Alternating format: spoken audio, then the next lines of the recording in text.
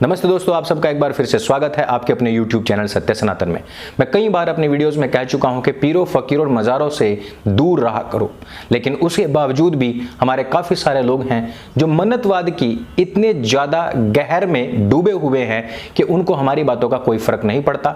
भले ही हम उनको तात्कालिक उदाहरण दे करके समझाएं या फिर 1990 में घटित सोफिया गर्ल्स कॉलेज के उदाहरण दें या उसके बाद या उसके साथ में भी गजवाए हिंद पर कार्य करने वाले उन सब लोगों के खुलासे कर दें जो लोग आप लोगों से ही मज़ारों के नाम पर पैसा लूटते हैं। आज सबसे बड़ी खबर दिल्ली से आई कि लक्ष्मी नगर के रमेश पार्क में रहने वाले एक मोहम्मद अली नाम के व्यक्ति को पकड़ा गया है, जो कि 10 साल से ज़्यादा, ध्यान दीजिए, 10 साल से ज़्यादा वक्त हो गया है कि वो दिल्ली के अंदर है। पाकिस्तानी व्यक्ति है, वो यहाँ पर बांग्लादेश के रास्ते से आया, उसके पास में आई कार्ड भी है, वो पाकिस्तान का स्लीपर सेल है, वो भारतवर्ष में कई सारे बड़े धमाकों को अंजाम दे चुका है और उसमें काफ़ी सारे लोगों की मदद कर चुका है। पाकिस्तान से आने वाले आतंकवादियों को वो सपोर्ट कर चुका है और उनको असलहा मुहैया करा चुका है, जिसके पास से काफ़ी सारा असलहा बरामद हुआ है।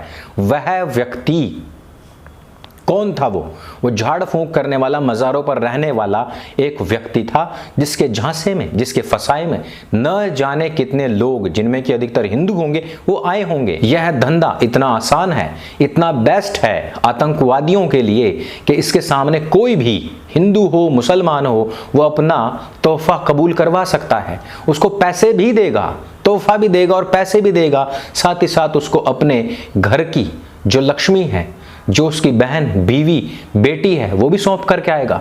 आए दिन हमारे सामने ऐसे ऐसे उदाहरण मिलते हैं कि जहां पर झाड़ फूंक करने वाले लोग घर की महिलाओं के साथ में दुष्कर्म कर जाते हैं, जो उनको गंदी नीयत से देखते हैं, उनको मोलेस्ट करते हैं सिर्फ और सिर्फ झाड़ फूंक के नाम पर। लेकिन फिर भी कोई भी समाज जागने के लिए तैयार नहीं है, ना ही हिंदू हैं, ना ही मुसलमान हैं। और सिखों में और हरियाणा में आप जाकर के देखिए कि ऐसे मौलवियों की भरमार है। आज इस मौलवी का चेहरा देखिए और पछताइए। वो लोग जो इसके पास में गए होंगे झाड़ फूंक के नाम पर, उसको 1 रुपया भी दे करके आए होंगे। उस रुपये से इसने क्या किया? असला और हथियार खरीदा। उस रुपये से उसने क्या किया? उसको जोड़ा, इकट्ठा किया। जम्मू कश्मीर में हुई आतंकवादी घटनाओं में भी मोहम्मद अली का बड़ा नाम है। खुफिया एजेंसियों के द्वारा यह व्यक्ति पकड़ा गया और इसकी पूरी तैयारी थी दशहरे पर लोन वुल्फ अटैक करने की। लोन वुल्फ अटैक होता है भीड़ भाड़ वाले क्षेत्र में अकेले व्यक्ति के द्वारा जाकर के कोई फिदाइन हमला करना, अल्लाहू अकबर बोल करके। ऐसा हमला करने से केवल एक व्यक्ति फटेगा और उसके चक्कर में उसकी जद में आए हुए जितने भी आसपास के लोग होंगे, सबके सब फट जाएंगे। इसका टारगेट था बड़े बड़े मॉल्स या फिर कोई मंदिर, बड़ा भीड़ भाड़ क्षेत्र वाला ऐसा बाजार जहां पर हिंदू खरीदारी करने के लिए जाते हैं। क्या आपने कभी गौर किया है कि कभी किसी ईद पर, बकरा ईद हो चाहे मीठी ईद हो, इन सब पर किसी आतंकवादी को पकड़ा गया हो? क्या कहीं पर भी किसी भी ऐसे आतंकवादी को इस दौरान पकड़ा गया हो कि आपका ताजिया निकलने वाला है, जी आतंकवादी पकड़ा गया? और आतंकवादी क्यों पकड़ा गया? क्योंकि वो ताजिया के बीच में जाकर के बम धमाका करने वाला था, लोन वुल्फ अटैक करने वाला था। अजी ना, भारतवर्ष में इस प्रकार से कभी भी कोई आतंकवादी नहीं पकड़ा गया। आतंकवादी अगर पकड़े जाते हैं तो वो हिंदुओं के तीज त्योहारों के दौरान पकड़े जाते हैं।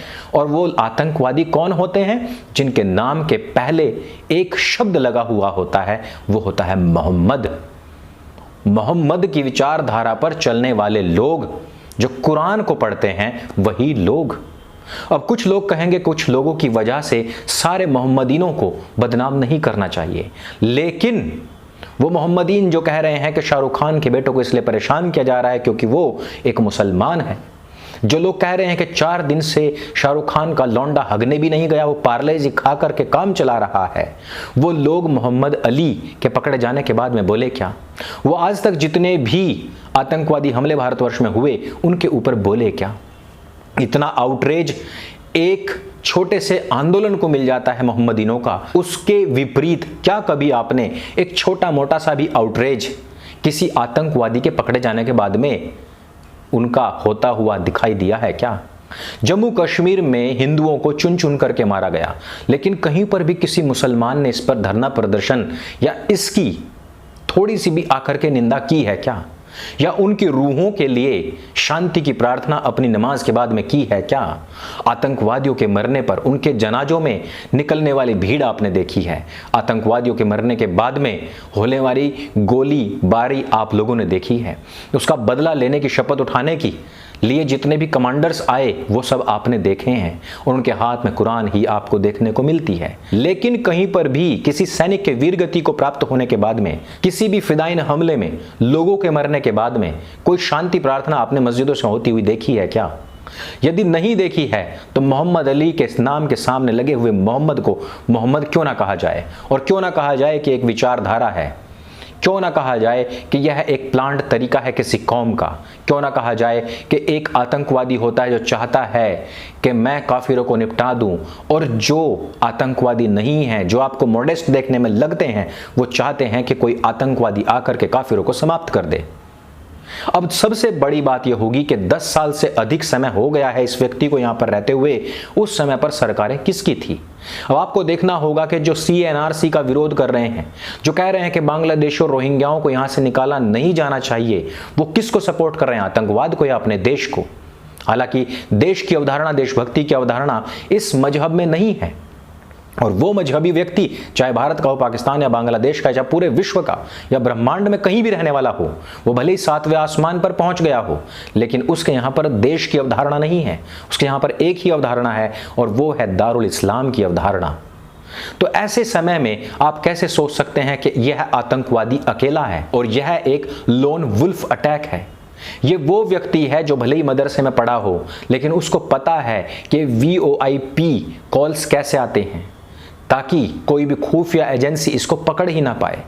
यह स्लीपर सेल का महारथी इस देश के अंदर अभी तक 10 साल से अधिक समय में कितने ज्यादा स्लीपर सेल्स बना चुका होगा, इसका हम और आप अनुमान भी नहीं लगा सकते। कौन लोग हैं जो दिल्ली को जला रहे थे इस्लाम के नाम पर, किताब के नाम पर और कैप्टन मोमो के नाम पर? कौन लोग थे जिन्होंने कहा था कि मुझे हिंदुओं को सबक सिखाना था? कौन लोग थे जो राम मंदिर का फैसला आने के बाद में कह रहे थे कि हम इस देश को दहला देंगे? कौन लोग थे जो कह रहे थे कि हम तिरंगा भी उठने नहीं देंगे? कौन लोग थे जिन्होंने कहा कि हमको एक अलग देश चाहिए? और कौन लोग हैं जो हर बार आतंकवादी घटनाओं में शामिल लिप्त पाए जाते हैं? कौन लोग हैं जो उनको सपोर्ट करते हैं? और कौन लोग हैं जो अपराधों में सबसे बड़ा स्केल रखते हैं? कौन लोग हैं जो हम लोगों को कहते हैं कि 15 मिनट के लिए पुलिस को हटा लो, हम तुम्हें बता देंगे कि कौन ताकतवर है, किसमें कितना दम है? कौन लोग हैं जो हमारी आस्थाओं पर आए दिन मजाक बनाते हैं? कौन लोग हैं जो भरे मंच से हमें गालियां देते हैं? कौन लोग हैं जो हमारा विरोध करते हैं? कौन लोग हैं जो कहते हैं कि जल जले में काफिर मारे गए, यह अल्लाह का अजाब था और उसने बदला ले लिया? किन की किताब है जिसमें यह कहा जाता है कि जो काफिर हैं, गैर मुस्लिम हैं, उनके पकोड़े तले जाएंगे? कौन लोग हैं जिनकी किताब ये कहती है कि गैर मुसलमान काफिरों को जहन्नम में ईंधन की तरह जलाया जाएगा? कौन लोग हैं जिनकी किताब में लिखा हुआ है कि गैर मुसलमानों की जो चमड़ी है इसको उबाल करके उतार दिया जाएगा और कभी भी खत्म ना होने वाली यातनाएं उन लोगों को दी जाएंगी? कौन लोग हैं जो उस किताब पर चलते ही नहीं बल्कि अपने बच्चों को चलाते हैं? कौन लोग हैं जो उसके लिए अपने पूरे पूरे कैंप्स, जिनको कि मदरसा का नाम दिया गया है, उसमें अपने बच्चों का ब्रेन वॉश करके उन्हीं लोगों के खिलाफ भड़काते हैं जिनकी खैरात के ऊपर वो जिंदा हैं? हर देश के अंदर यही सब कुछ चल रहा है, लेकिन फिर भी मेरे देश का गैर मुसलमान जागने के लिए तैयार नहीं। वो फिर भी मज़ारों पर माथा रगड़ने जाता है, वहाँ पर पैसा दे करके आता है और उसी पैसे से खरीदे हुए हथियार, हथ गोले, AK-47, रिवॉल्वर्स, राइफल्स, कारतूस और नकदी कालिंदी कुंज से बहने वाली यमुना की रेत में गड़ी हुई मिलती है। और वो व्यक्ति जो अब तक कई सारे आतंकवादी हमलों को अंजाम दे चुका है। यह कहने की आवश्यकता नहीं कि वो कम पढ़ा लिखा होगा, वो तो पाकिस्तानी है या वो मदरसे से पढ़ा हुआ है। यहाँ पर तो IAS बने हुए लोग भी हमारे लोगों का मतांतरण करा रहे हैं और उसको भी अपनी किताब का नाम दे करके, कैप्टन मोमो का नाम दे करके बहुत पवित्र कार्य बता रहे हैं। यहां पढ़ा लिखा हो या अनपढ़, सब बराबर हैं, सब समान हैं, सबका एक ही उद्देश्य है, क्योंकि सबका नबी एक, सबकी किताब एक, सबका उद्देश्य एक, और वो है पूरे दुनिया को दारुल इस्लाम बना देना। आतंकवादी पकड़े जाते रहे हैं, पकड़े जाते रहेंगे। यह कार्य खुफिया एजेंसियों का है, यह कार्य सरकारों का है, और सरकार साधुवाद की पात्र है कि उसने इस तरीके का कोई भी कार्य होने से पहले ही पकड़ भी लिया है। लेकिन उन लोगों का क्या करोगे जो सबूत मांगते हैं कि आतंकवादी कब पकड़ा, कहां पकड़ा? और ये वक्त है उन लोगों से सवाल पूछे जाने का जो मज़ारों पर अब तक पैसा दे करके आए हैं, क्योंकि उन्हीं के पैसे से कारतूस खरीदा गया जो मेरे देश के सैनिक या आम नागरिक के सीने को चीर करके निकलने वाला है। सवाल और भी बहुत सारे हैं, लेकिन जवाब देने वाला सेक्युलर हिंदू अब मर चुका है। इस वीडियो में सिर्फ इतना ही। ये वीडियो अगर आपको जानकारी से भरपूर लगे तो उसको सबके साथ में शेयर अवश्य करें। मेरे संग बोले सत्य सनातन वैदिक धर्म की जय। जय हिंद, वंदे मातरम।